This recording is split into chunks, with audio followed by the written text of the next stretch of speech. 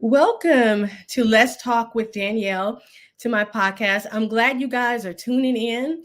Um, for those who don't know me, I'm Danielle, and I started this podcast, let's say in June.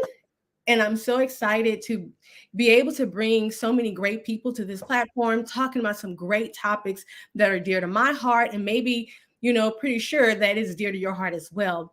We're going to be talking about a topic to me is really dear to my heart as well, and to my guest heart as well. It's called Let's Heal. That's the topic name, but we're going to be talking about mental health and domestic violence. I do have a guest. She is so, I love her. I mean, like, she is so great. She is a humble woman. I've seen her work with the youth many years ago. Her name is Francesca Renee. She has been in the mental health field. She's a mental health professional for over 10 years. And yeah, I'm going to go ahead and introduce her right now. I'm so happy you're joining me, for Francesca, to this platform. I'm really excited to have you. Thank you. Thank you. I'm really glad to be here. Again, I'm Francesca Renee. So, hello, everyone. I have been in the mental health field for over 12 years now. So, yeah, 10 plus years I've been in the mental health field. Recently graduated with my master's in clinical and mental health counseling, wrote a book named Kept in Pieces, a youth mental health first aid instructor, and yeah, a couple of other things, such as the founder and CEO of Her Haven Mental Health Resource Center. So, yes, I'm super glad to be here. Yay! Francesca, I want to ask you this question. Um, when you started in this field, what pretty much kind of like pushed you down this pathway? Well, I would say honestly, I knew nothing about the mental health field. I was in undergrad looking for a job, and so someone told me to apply at this group home, and I went out there, and I remember the director asking me, she was like, "How long are you going to stay here? How long are you going to work here?" And I was like, "A year," and then I'm moving, like, and I Mhm. got there, and I ended up not leaving. I mean, it was probably 6 or 7 years later. I fell in love with it. I was like, whoa, there's kids out here that really need help, Yeah. really need someone that cares for them, someone that's really passionate about this and not just here for the money. And so being out there really changed my mind in where I wanted to go as far as school, what I wanted to do with my career. And Mhm. not only that, just being there shed light on a lot of things that I was sheltered from as a kid. Like, again, I didn't know anything about mental health. I didn't know anything about there being group homes out there for kids. I didn't know much about foster care. I was like, where was all of this? Wow. Like, you would hear that stuff like on TV, but I was never really exposed to it. And like I said, when I started working out there, it just shed a lot of light on this field. And I was like, you know what, this is where I'm supposed to be. Because I won't lie, I tried to leave the field a couple of times, but I found my way right back here, and I was like, "This is where I'm supposed to be for sure." That's good. That's really good. I know it became really something dear to my heart when we're talking about the youth and also just, the young adult. Um, I noticed, and I don't want to jump so quickly, but I noticed in when COVID hit, I started noticing, of course, mental health issues go in so many different lanes, right? And you have so many conditions where people are born with certain things, or some people experience a traumatic event that can cause or trigger a issue like anxiety, or you probably can name a few more than I can. But it became really something to me because when I had went through a season where I lost my kid's father, and this was probably back in 22 no 2002. And I didn't know how to deal with grief. It took me, like, the way I was handling it, I didn't even know I needed counseling. Yeah. I didn't even know the signs, like something was really wrong with me. And when I say that, meaning I was not my normal self. I looked like Mhm. I was, Yeah. I was acting like I was, but I couldn't sleep, or I started having like phobias. And they came out of like nowhere. I'm like, and it took me a long time before I actually saw a therapist, like to deal with that grief that I didn't know how, like, emotions that were misplaced, you Yeah. know. And so when you're working with the youth, or I know it's so many, like you said, so many different types of mental Yes. illness. Absolutely. Yeah.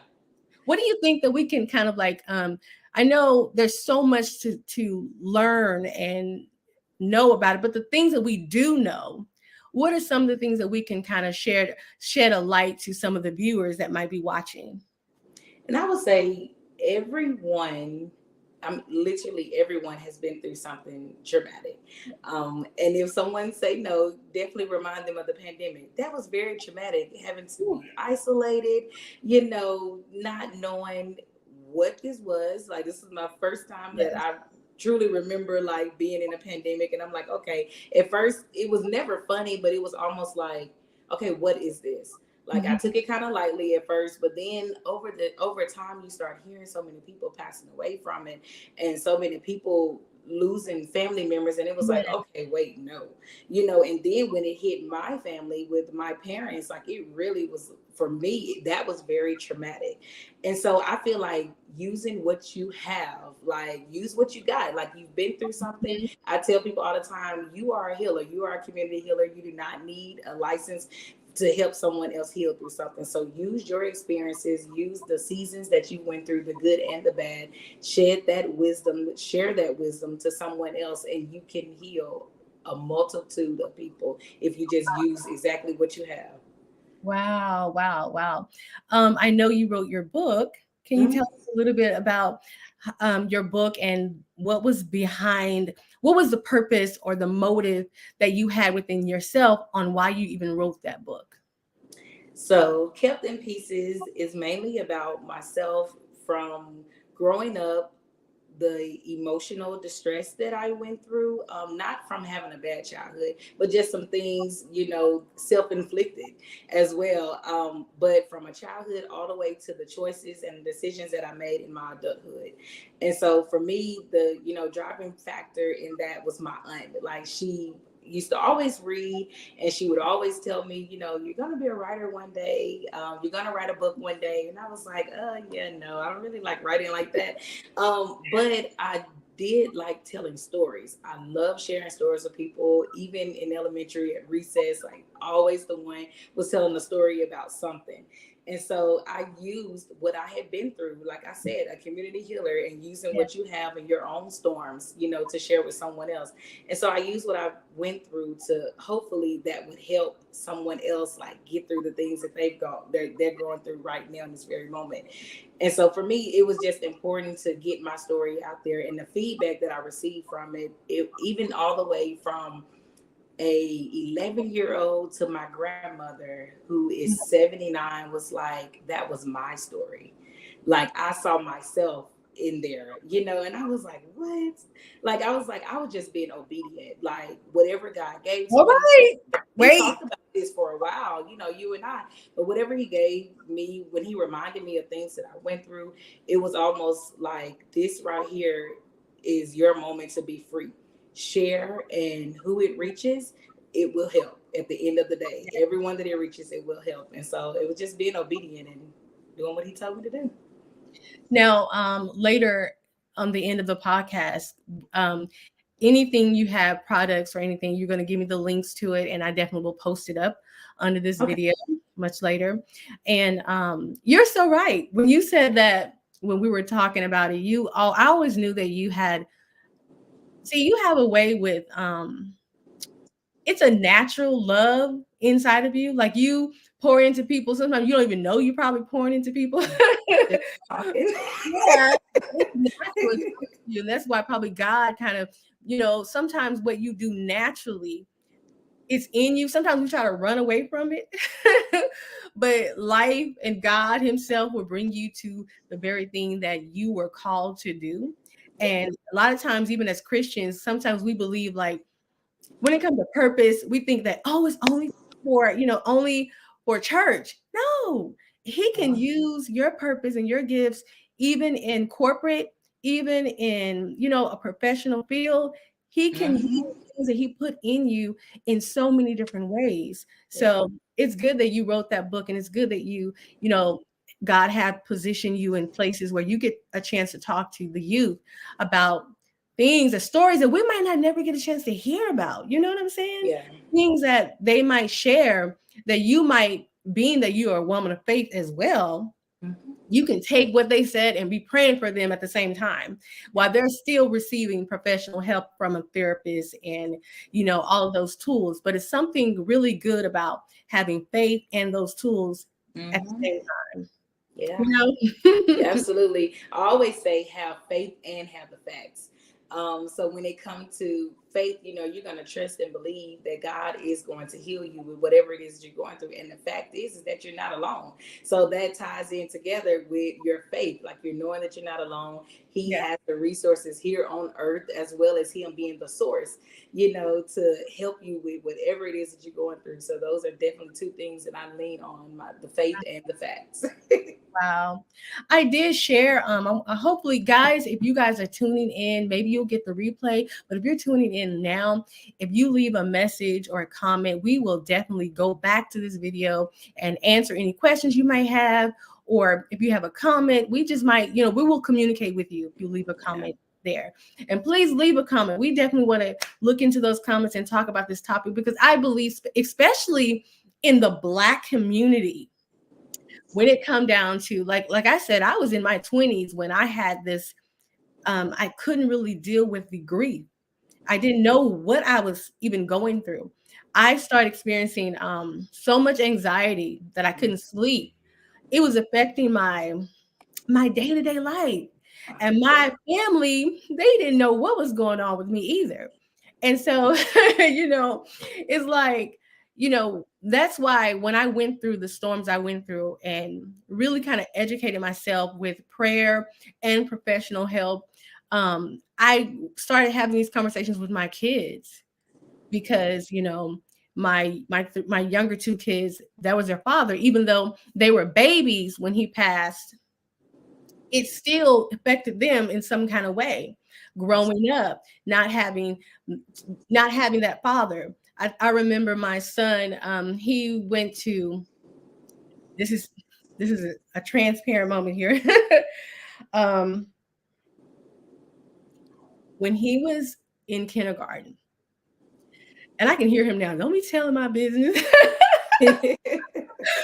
But I'm going to share this. I remember when he was in kindergarten and in elementary, and the school called me and they were like, um, your son, he wants to talk to you and he's a little bit upset. And they were having donuts for dad. Now, I always thought I could try to substitute things, and, oh, I'm going to do something extra for you, And that moment, I couldn't. Like, I couldn't. He was on the phone crying, "Mom, I want to go home. They had their dads here." And I remember thinking, like, oh my God, like, what am I going to do? So that's why I knew therapy was important to pass down to them and get them in therapy. Like, as a family, Right. we had sessions like that years ago. But yeah, I did uh, found a way, like, to, when he was young, to fix that situation. I Mhm. remember they had donuts for dad. I still would come up there and say, Yeah. I may not be the dad, but we're gonna have a good time. As a matter of fact, I'm gonna take you somewhere special after school, and maybe we'll Yeah. go to like a restaurant and get him something, or where the Yeah. kids, like, McDonald's when he was younger, that's where they wanted to go. Yeah. But yeah, I knew it was very important to have these conversations about their feelings, their emotions, Hmm. because I wasn't, I didn't understand. Yeah. I was raising kids while I was hurting, raising Yeah. kids while I was dealing with grief and things that I didn't even know, like anxiety. I didn't really know what that was until I had to kind of go through therapy and find out. Absolutely. Yeah. And then I started journaling. Like, Yes. I learned that was a tool. Guys, I'm an author. I'm also a CEO of Poor Keats Publishing Company, but I just created a journal line. I'm really excited about it. But that is a tool, guys, that you Absolutely. really can use. You can use it daily. I mean, it doesn't have to be like for one thing. It's and Francesca, your book, is it Hmm. something similar? Like, Yes, so I mean, there's some spots in there where I ask the readers to reflect, but then also I talked about myself journaling as a kid because that was my outlet. Yes, so I talked about that, but then now that I'm older, I tell people you don't need a notebook, a composition book to write. Use your phone. We have them every day, and there are moments when I stop and I go into my notes and I just write about whatever it is that I'm feeling, in that moment, and it helps me get it out rather than balling it up on the inside. I just get it out. I get it out right there in that moment. And I feel free. I feel a weight, lifted from me in that moment. And so I tell people all the time to use your phone, text yourself, whatever it is you got to get off your chest, do it. Yeah, whatever works for you. Yeah. What are some of the things that you may share and when you're talking to a group of the youth? What are some of the tips and things that you may share with them when they're revealing and pouring out to you some of the things they experience? What are some of your feedback to them? Well, some of the main things I asked them, and right now I'm doing a group with Her Haven. It's a teen girl support group. And so some of the things that I do ask them is, who do you trust? Who's the one person in the world? Because that's important to know that they have a support system Mm. outside of that room that they're in that very moment, knowing that I'm going to support you, but who outside of this room do you trust? And I mean, you can go to them and you can tell them absolutely anything, and a lot of times it's their friend, it's their best friend. I've had a lot of youth throughout the years that tell me, well, I can't trust an adult. Y'all don't understand, y'all don't get it, y'all never been through it. And I was like, well, have you ever given an adult a chance?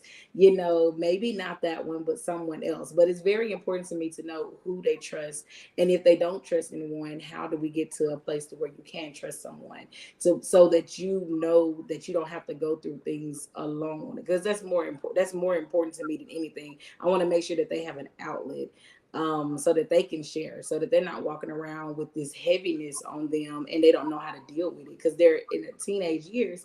They don't know how to deal with it, and so then it may come out with fighting. It may come out of them doing drugs, Yes. having sex, unprotected sex, just being, reckless. And so I want to make sure that they have somewhere. So even if it's not in the home, that I have Her Haven now where they can come here and they can talk about whatever it is that they need and get the support and the tools that they need. Yes. Francesca, the whole time we've been doing this live, I noticed on Facebook on my end, it wasn't even set to public. So a lot of our viewers didn't get a chance to see us. Oh no. Yes, I'm so sorry, guys. Hey, if you're just joining us, you were having a hard time trying to get in. I'm so sorry about that. I just now fixed it. We were talking about the tool of journaling and writing your feelings down, and also using your notes in your phone to, if you have something on your heart, if you have something that you want to get off your chest quickly, you can use your notes in your phone as well. So we're just sharing that, and hopefully you'll get the chance to kind of go back and watch the beginning. But I'm so sorry, guys. Please come back and watch the replay if you didn't see the beginning of it, and or just join us right now and leave a comment. So yeah, you were saying that the feedback that you were telling the girls in the group, or I don't know why I want to just say the girls, but the group, whoever you were talking to and giving you're pouring into and teaching and different things like that. What was your tips again? One more time. Sorry Yeah, about it that. was just mainly just finding out who do they trust, like making sure that they have a support system around them, or that we can start developing one from this point. So just making sure they have someone in their circle that they can trust outside of their friends, and it's mainly Mhm. having a trusted adult. Because even though they may feel like we don't understand what they're going through, we've been Yes. through something similar, or find someone that if they don't understand or they don't know, that they know how to go find the answer. And so that's why I, was so passionate about creating Her Haven, creating that safe space for women of color, to where they can come and they can talk about mental health. They can come and talk about environmental stressors. And then also they learn how to empower and heal each other. So that's why it's so important to me. We need that. We definitely need that because, especially being women, a lot of times you hear a lot of women say, I can't trust another woman. Mhm. A lot of times we don't feel like we have a safe place. That's just real talk right there, right? Yeah. Yeah.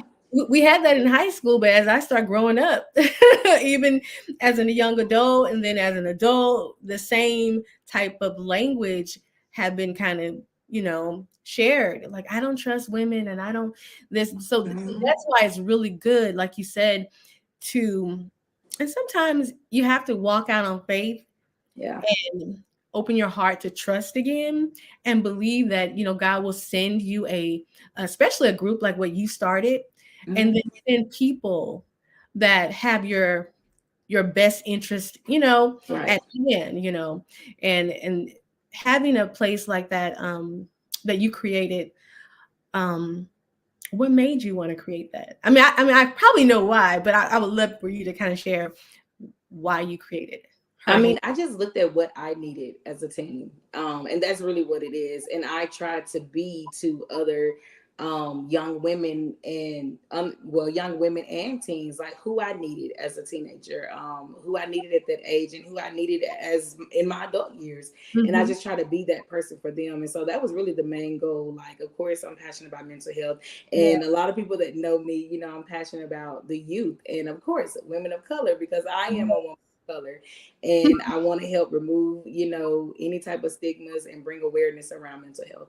Yeah. I like that. Sometimes we have to start with removing the stigmas, Hmm. creating what we never had, Yeah, like you did. absolutely. Um, I want to jump into domestic violence. Not only did we see a rise in, um, and before I even get into domestic violence, what were the statistics when it come down to girl, can't even speak, mental health?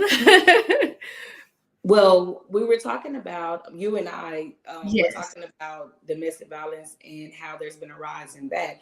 Oh And yeah. so some of the, statistics that I found, of course, it's in women Wow. ages 18 through 24. And since 2019, there's been a rise in domestic violence, suicide in just Black women, and that hurt me. But not only that, almost the last couple of months, I've seen, some story on Facebook. Um, Yes. yes, where these women are being killed, at the hands of a man. And not just saying, I don't want to say that men are not being the victim as well, because there are some men, that have been in the same category of domestic violence. And so some national stats with that is 1 in 7 men and 1 in 4 women, have been in some type of domestic violence relationship.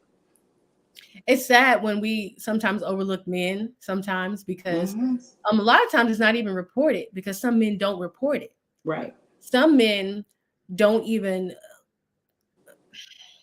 they just don't they are not even understanding the red flags. They Right. think, some men might think, oh well, she's just a little feisty or she's a little mean. No, that what she's doing Yes. is toxic and it's not good. Absolutely. A woman that they kind of make it cute to be, she's kind of a little crazy, but I love her. I, like I told my son as he was growing up, I was like, it's not cute if a woman put their hands on you. Right. It's not cute for you to do it either. Right. And we have to know those signs, because even when you're dating, if you don't learn these things, you will go into a relationship and not know how to date right, not know Hmm. how to deal with conflict, not know how to if you have a short temper, sometimes it's good for you to go outside and relax before you express Right. yourself. Yeah. There, Yes. it's important because a lot of people are hurting. A lot of people sometimes have um issues and all kinds of issues. I don't want to just say mental issues, but it's Hmm. all different types of issues. And sometimes we don't heal and we jump in relationships thinking that it's going to make us better, or Yeah. we ignore what we are hurting, what we got going on with Hmm. ourselves emotionally and spiritually. And so we jump in these relationships, and either we could be toxic to that person, whether it's verbal abuse, Yeah. um, manipulation. You can be the quietest person, the sweetest person, but yeah, you know how to manipulate. Yeah. Absolutely. Yeah.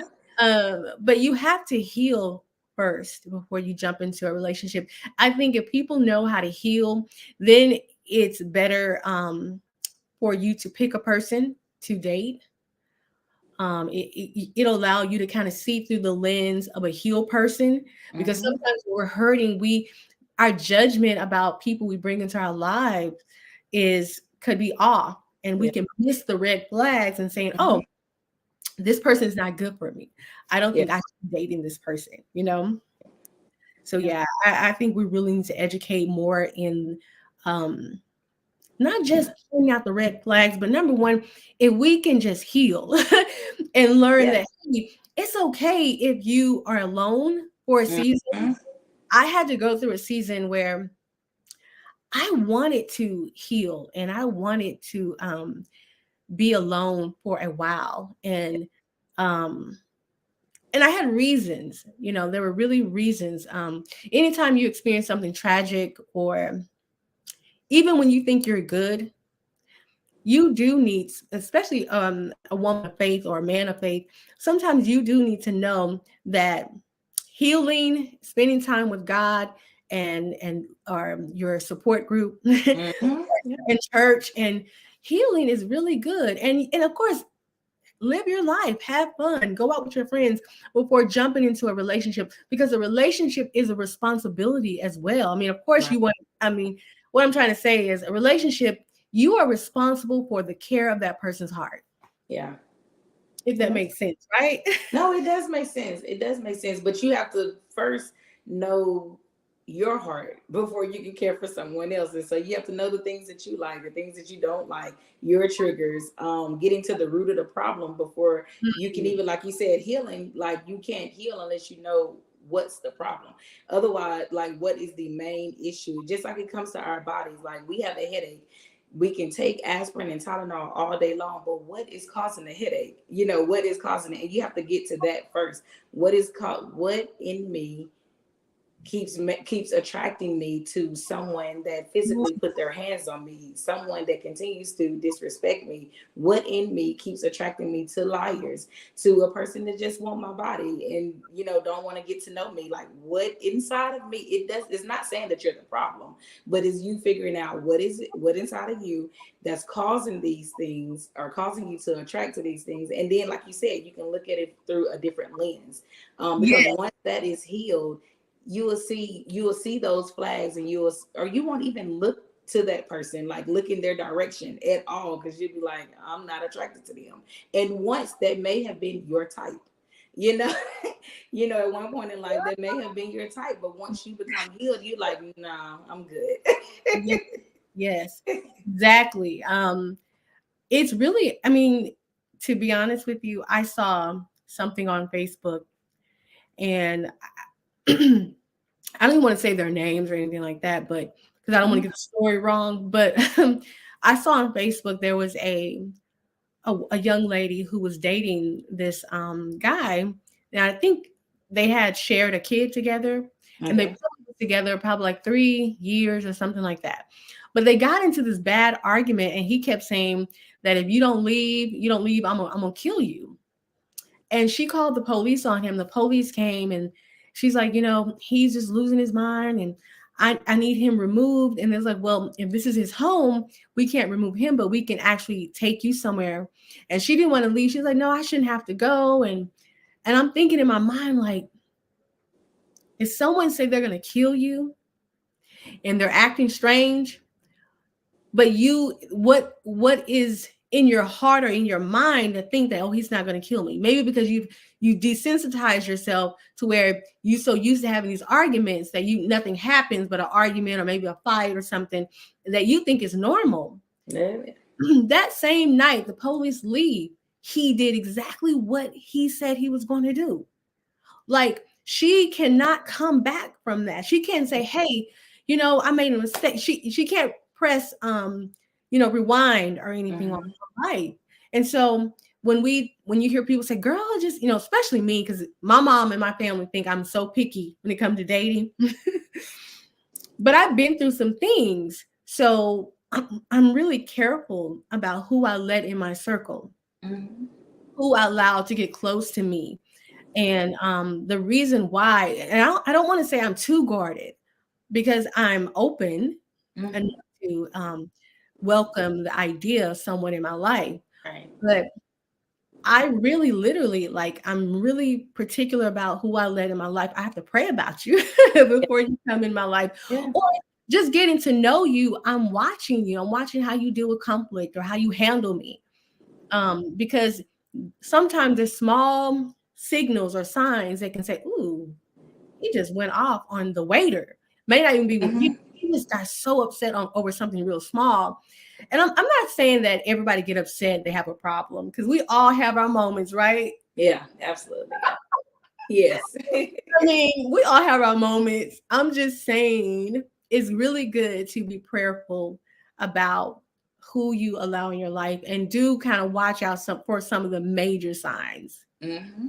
And sometimes you have those signs before you have those moments.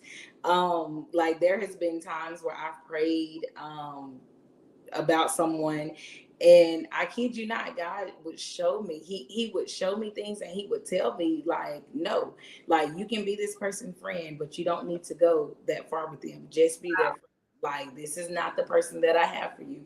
And there's been times where I've ignored it, and then also there's been times where I was like, well, maybe God is not saying that. I Like know that's not what he means. we all Maybe this is me. Maybe I'm saying, no, I'm not ready, or no, I'm afraid to move forward. Like maybe it's me just not trusting. And the whole time it was God. Like he was legit telling me, don't make that move. And, I did it. But hey, you that look was, back and you look back and you're like, wait a minute, God was right. Like yeah. he exactly what God told me this person was going to do. Yeah, and it's not all the time that it was something bad. It just may be that the Yeah. person is not for you. That's not the one Yeah. that he has for you. And so he's trying to save you and keep you Wow. from going down a path that you don't even have to go down. Like, if we just, listen to him. Girl, listen. I want to be more transparent on my platform without exposing people, names, Absolutely. and all that good stuff. But I'm going to share this now. If that person ever walk up on this video, hey, listen. I remember um, in the same season, trusting God. This is what I'm saying. Sometimes it's not what's inside of you. Sometimes you can attract so many different types of people, so many different types of people. And you could be healed and loving God Mhm. and going about your business, and something will try to distract you. Yeah. You could be doing good things and you're minding your own business. But if you're not looking, like you're saying, if we're not looking through the lens, through a healthy heart, or an understanding and a feeling that I'm not in a rush to get in a relationship or just to say I have somebody, and you're able to kind of see things for what it is. Right. Well, it took me a while. And with this person, I think we were just friends. We got to talking, and but in conversation, I start noticing certain things. And I'm like, okay, it wasn't bad things. It was just Right. little things that was off, like, and without exposing too much, um, everything kind of like your situation, kind of what you kind of share a little bit, everything that God, it was like I would get this nervous feeling about this person. And I'm really picky about like meeting up with you if I've never seen you in my circle, if I never like you went to college, right? And Hmm. you have your college friends, Right.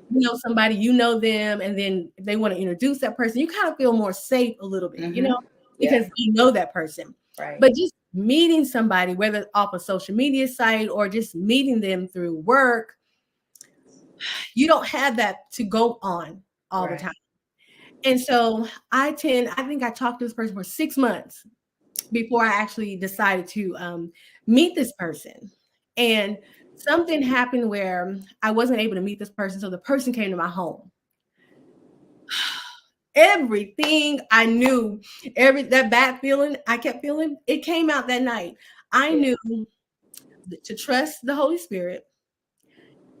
That whole 6 months of talking to this person, I didn't listen to what God was saying, and I didn't pay attention to the red flags. Yeah.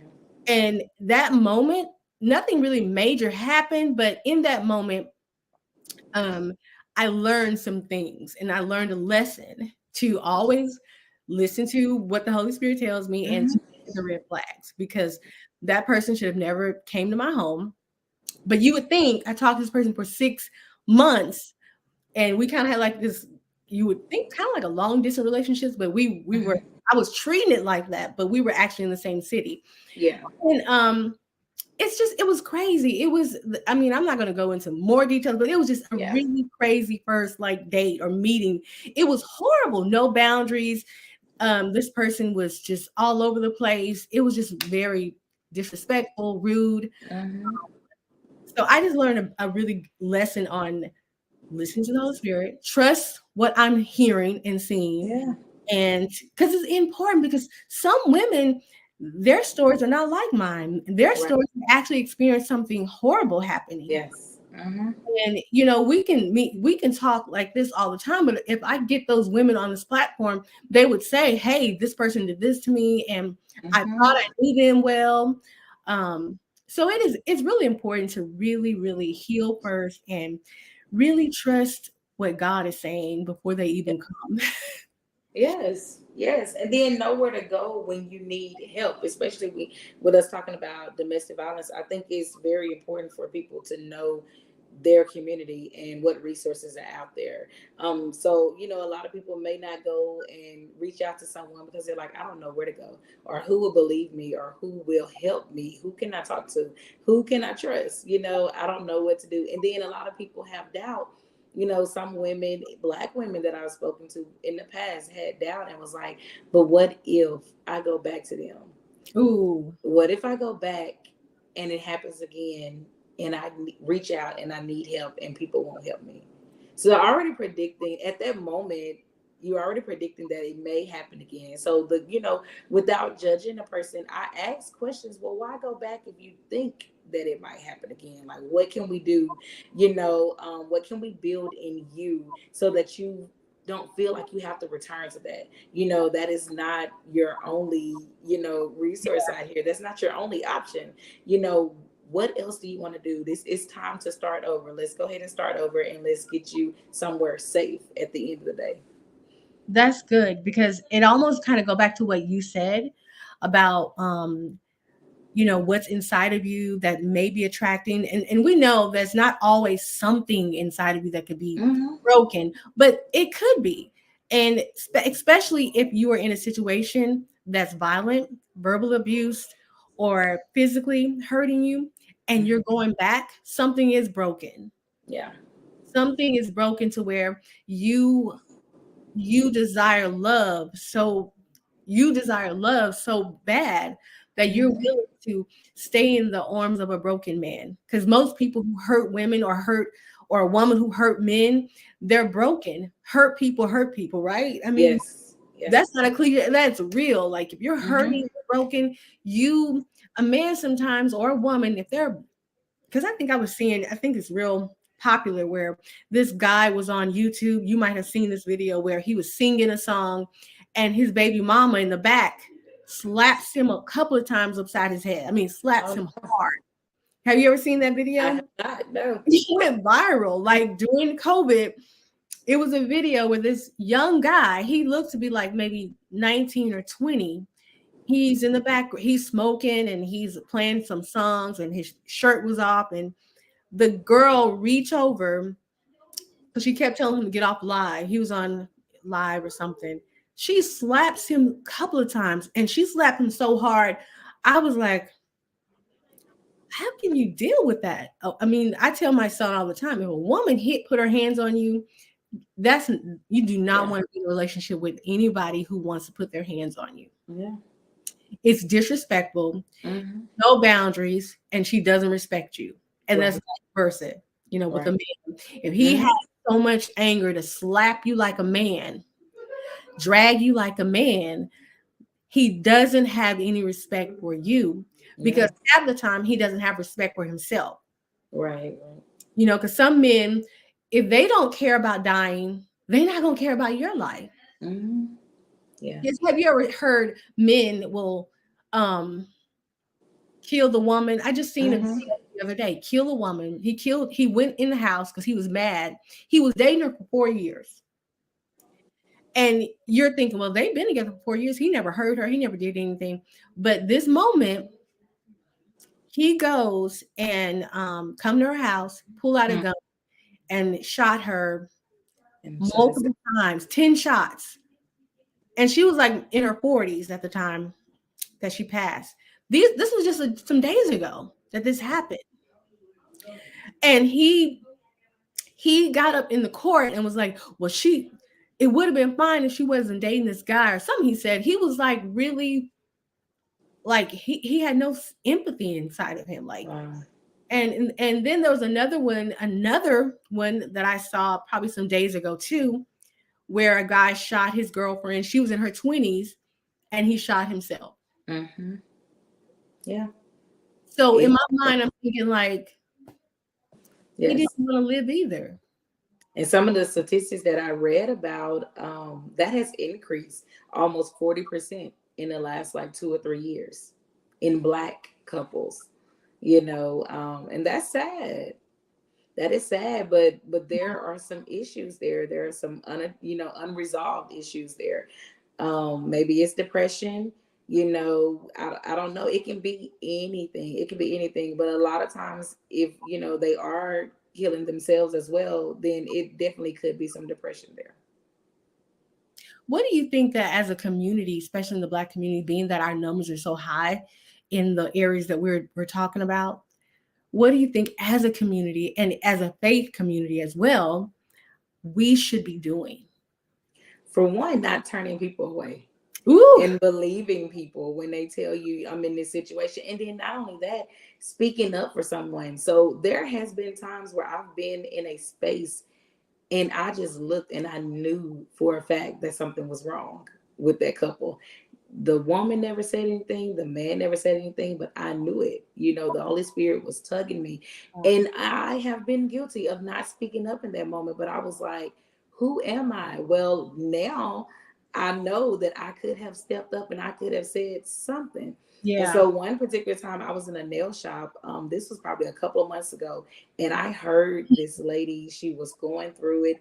The man was saying all type of things to her. And when she got up to go, wash her hands, I put a note in her purse. Wow. I put a note in her purse with my number, and I saw her read it when she was leaving, and she was looking around because she didn't know who. But I hope she kept it to know that she can call me if she ever needed help.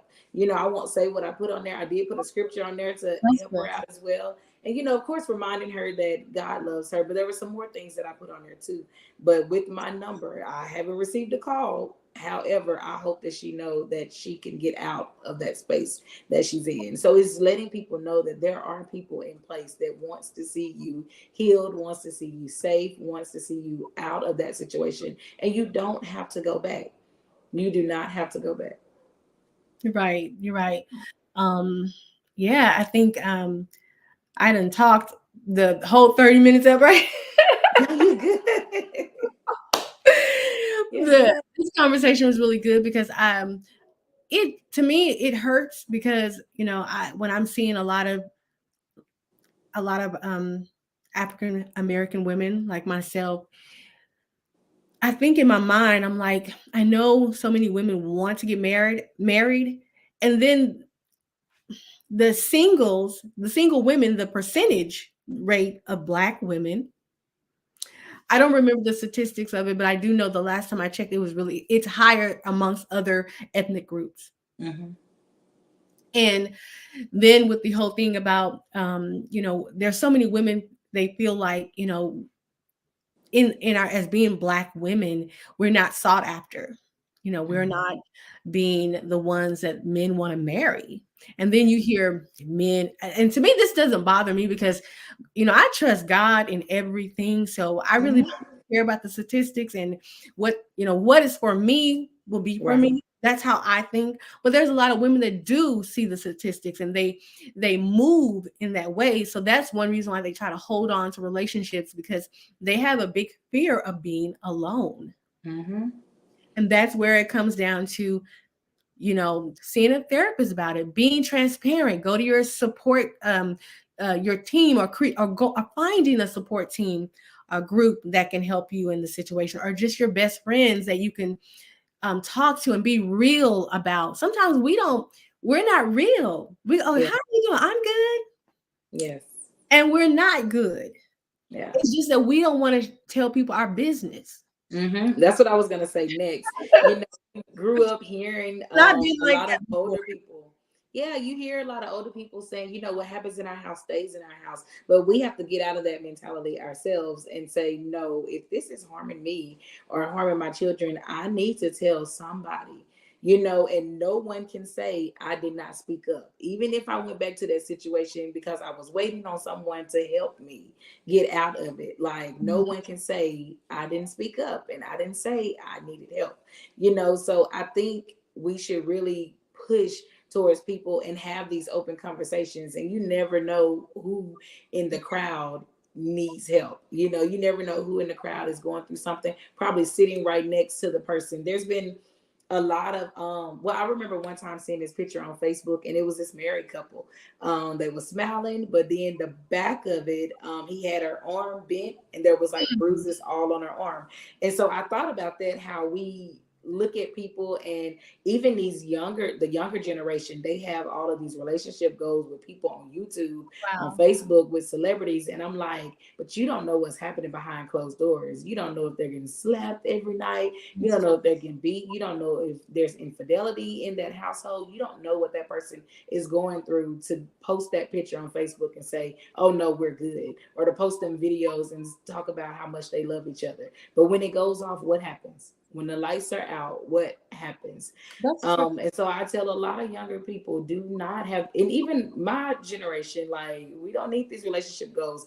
Don't look at my picture or look at the next person's picture and say, see, I want what they have. No, because I don't know what it took for you to get that. So no, I don't want it. But I'm happy for you if you're happy. That's good. That's good. I was looking at they were showing I think Toya oh So God. you're right. Yes, her. Yes.